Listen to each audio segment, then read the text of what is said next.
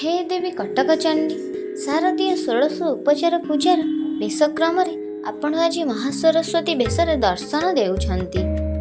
ସପ୍ତଶତୀ ଚଣ୍ଡୀର ପଞ୍ଚମ ଅଧ୍ୟାୟ ଧ୍ୟାନ ଆପଣଙ୍କ ଗୁଣଗାନ କରି କହିଲେ, ଓଁ ଘଣ୍ଟାସୁଲହଲାନି ଶଙ୍ଖମୁସଲେ ଚକ୍ରଂ ଧନୁ ସାୟକଂ ହସ୍ତାଭଜୈଦର୍ଧତିଂ घनान्तवीरसच्चिदांशु तुल्यप्रभां गौरीदेहसमुद्भवान् त्रिजगतमाधारभूतान् महापूर्वमत्र सरस्वती मनुभजे शुम्भादिदैत्यर्निदिनीम्।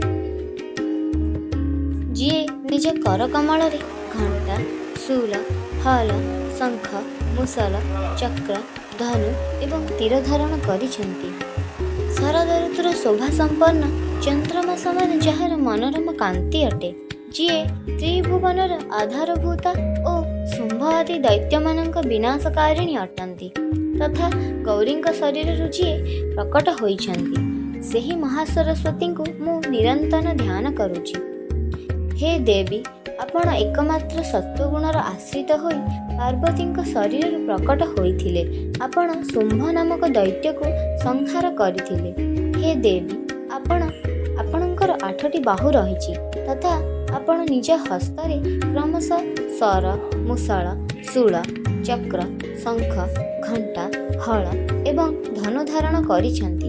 ହେ ଦେବୀ, ଆପଣ ନିଶୁମ୍ଭର ମର୍ଦ୍ଦନକାରିଣୀ ଅଟନ୍ତି। ଆପଣଙ୍କୁ ଭକ୍ତିପୂର୍ବକ ପୂଜା କଲେ ଆପଣ ସର୍ବଜ୍ଞତା ପ୍ରଦାନ କରନ୍ତି।